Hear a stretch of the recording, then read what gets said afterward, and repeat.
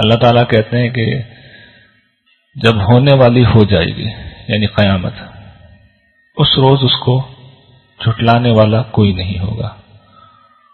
وہ جو اس دنیا کے اندر بڑے عزت دار تھے انہیں پست کر دے گی بشرطے وہ مجرم ہوئے، اور خاص جو کہ انہی لوگوں کے پس منظر میں کہی جا رہی ہے اس لیے وہی مراد ہے.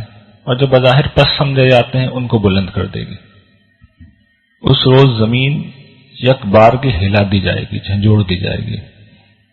تو اس کے نتیجے میں تم دیکھو گے کہ پہاڑ ریزہ ریزہ ہو جائیں گے. یہ جو بڑے بڑے پہاڑ ہیں، ہمالیہ اور بڑے بڑے پہاڑ آپ کو نظر آتے ہیں، اللہ تعالیٰ کہتے ہیں ریزہ ریزہ ہو کر ایسے ہو جائیں گے گویا کہ منتشر غبار. یعنی کتنی شدید وہ زلزلہ ہوگا اس کا اندازہ نہیں لگایا جا سکتا. پھر وہ کہتے ہیں تم اس وقت 3 گروہوں میں تقسیم ہو جاؤ گے. تو دائیں ہاتھ والوں کی خوش نصیبی کا کیا کہنا. بائیں ہاتھ والے یہ مجرم ہیں. دائیں ہاتھ والوں سے مراد وہ لوگ جن کا نامہ اعمال دائیں ہاتھ میں مل لے گا، اور یہ عام صالحین مراد ہیں. اور بائیں ہاتھ والے، تو بائیں ہاتھ والوں کی بدبختی کا کیا کہنا. اور آگے رہنے والے تو آگے رہنے والے ہیں، اور یہی لوگ ہیں جو مقربین ہیں، یہ سابقون ہیں.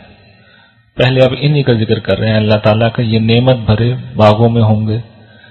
یہ اگلوں میں سے بھی بہت ہوں گے، البتہ پچھلوں میں سے یہ تھوڑے ہوں گے. یہ اگلے پچھلوں سے کیا مراد ہے؟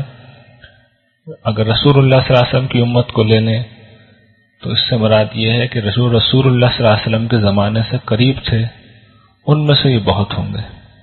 اور جو بعد کا زمانہ یعنی اب کا جو زمانہ اس میں سے یہ تھوڑے ہوں گے. اور غالباً لگتا یہ ہے کہ ہر نبی کی امت میں یہی معاملہ ہو رہا ہوگا کہ نبی کے ساتھ والے چونکہ عام طور پر ایمان میں بہت پختہ ہوتے ہیں، اس لیے وہ بہت زیادہ کثیر تعداد میں سابقون میں ہوں گے. اور جو بعد کے زمانے کے لوگ ہوتے ہیں وہ ذرا ناپختہ ہوتے ہیں ایمان میں، تو ان میں سے ایسے لوگ کم ہوں گے. اور یہ کون ہوں گے؟ قرآن نے خود ہی بتا دیا کہ یہ نیکیوں میں سبقت لے جانے والے ہیں. انفاق کا موقع ہو، قربانی کا موقع ہو، اللہ کے راہ میں جہاد کرنے کا موقع ہو، مطالبہ اگر صحیح ہے، اس پہ دل کا اطمینان ہے، تو پھر سب سے آگے کھڑے ہوئے ہوتے ہیں. قربانی دینے کے وقت سب سے آگے کھڑے ہوئے ہوتے ہیں. تو اللہ تعالیٰ انعام دیتے وقت ان کو سب سے پہلے بلا لیں گے اور سب سے زیادہ دیں گے. اور پھر ان کا انعام بیان ہو رہا ہے کہ وہ ہوں گے کس جگہ بیٹھے ہوں گے؟ جڑاؤ تختوں کے اوپر بیٹھے ہوئے ہوں گے، آمنے سامنے ٹیک لگائے ہوئے. اور ان پر عبدی لڑکے، ہمیشہ کے لیے نوجوان رہنے والے لڑکے، ان کے خدام گردش کر رہے ہوں گے. کس چیز کے ساتھ؟ شراب کی، نتری ہوئی شراب کے جام لے کے، جگ لے کے، پیالے لے کے. یہ شراب ایسی ہوگی کہ جس سے ان کے سر میں نہ درد ہوگا، نہ ان کی عقل میں فطور آئے گا. اور ان کے پسند کے پھل ہوں گے، اور جو گوشت ان کو مرغوب ہوگا وہ ان کو کھانے کو دیا جائے گا. اور آہو چشم حوریں ہیں، اور ایسی گویا کے چھپے ہوئے موتی. یہ ان کے اعمال کا بدلہ ہے. اور یہ بات ایک میں توجہ دلا دوں، سورہ رحمان میں بھی اللہ تعالیٰ نے یہی کہا تھا. جب مقربین کا ذکر ختم کیا تو وہاں یہ کہا تھا حل جزاء الاحسان الا الاحسان. کیا احسان کا بدلہ، نیکی کا بدلہ، نیکی کے سوا کچھ اور ہو سکتا ہے؟ اور یہاں پہ بھی خاص طور پہ یہ کہا ہے جزاء بما کانوا یعملون، یعنی یہ وہ لوگ ہوں گے جن کے عمل کو بھی سراہا جائے گا. یہ سب سے بڑی نعمت ہے. قیامت کے دن جس محفل میں بھی یہ جائیں گے، جب بھی انہیں انعام ملنے کا وقت ہوگا یا کسی بھی جگہ پہ یہ موجود ہوں گے، تو ہمیشہ ان کا ذکر اس حیثیت سے کیا جائے گا کہ انہوں نے غیر معمولی خدمات سر انجام دی. اور آپ جانتے ہیں کہ اگر آج بھی ماہرین نفسیات یہ بیان کرتے ہیں کہ اگر انسانی ضروریات کی فہرست مرتب کی جائے تو کسی انسان کا اعتراف کیا جانا، آپ کو اندازہ ہے کون سے نمبر پہ آئے گی؟ وہ کہتے ہیں یہ دوسرے نمبر پہ آتی ہے. بھوک کے بعد دوسرے نمبر پہ آتی ہے.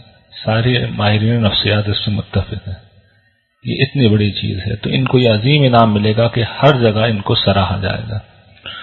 اور پھر جنت کی ایک بڑی خوبی جس کو ہر سلیم الطبع آدمی بڑا اپریشیٹ کرتا ہے کہ اس کے اندر کوئی بےہودہ بات نہیں ہوگی اور کوئی جھوٹ کی بات نہیں ہوگی.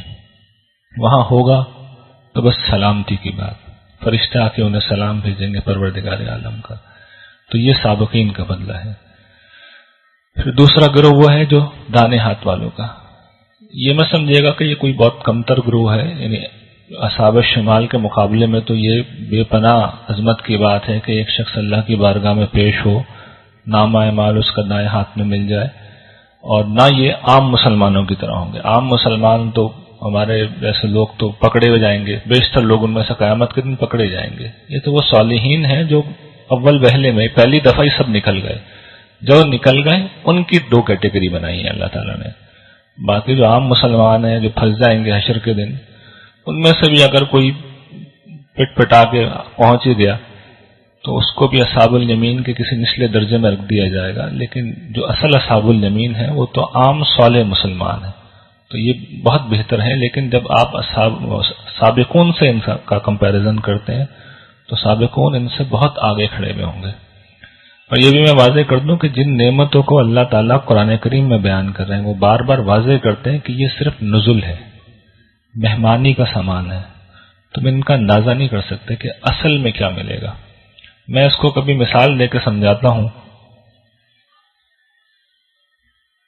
تو ایک مثال میں یہ دیتا ہوں کہ دیکھیے جیسے ایک بچہ ہوتا ہے نا ماں کے پیٹ میں، اس کی ساری بیسک ضروریات پوری ہو رہی ہوتی ہیں، پوری زندگی گزارتا ہے، اس کی گروتھ ہوتی ہے، وہ کھاتا ہے، وہ یورین پاس کرتا ہے۔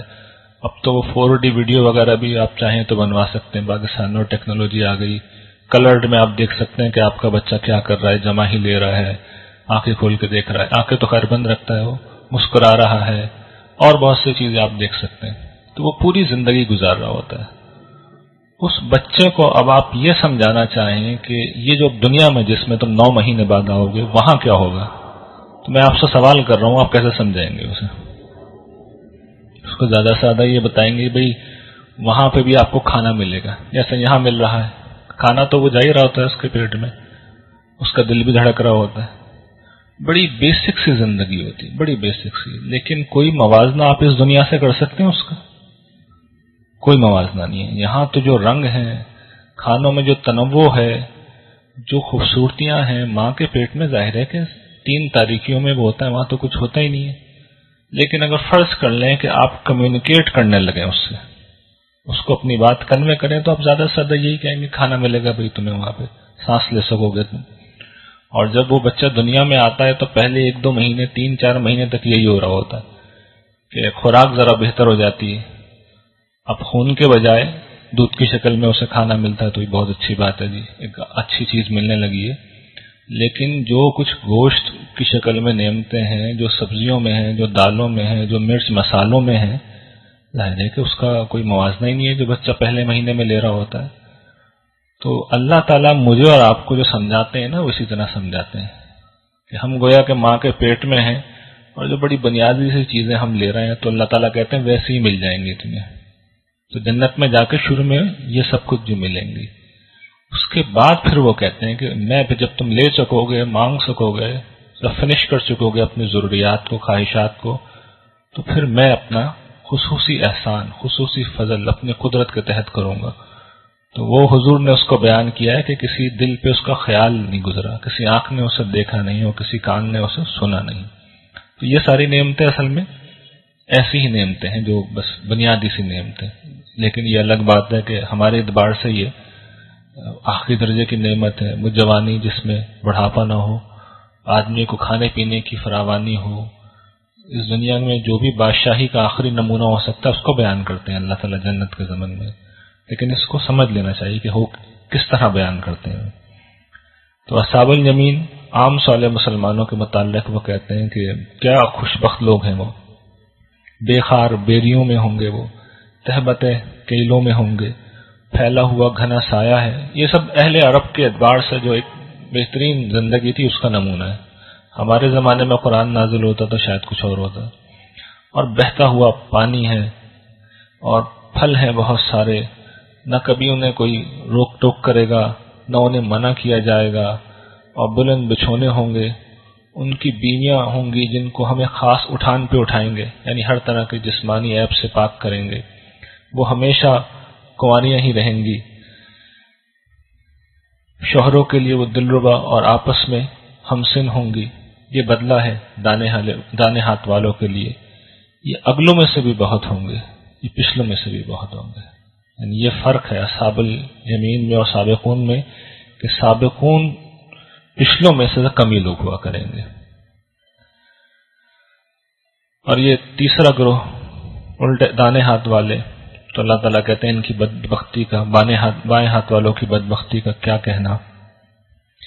یہ لو کی لپٹ میں ہوں گے، کھولتے ہوئے پانی میں ہوں گے، دھوئیں کے سائے میں ہوں گے جس میں کوئی ٹھنڈک نہیں ہوگی، کوئی فیض بخشی نہیں ہوگی.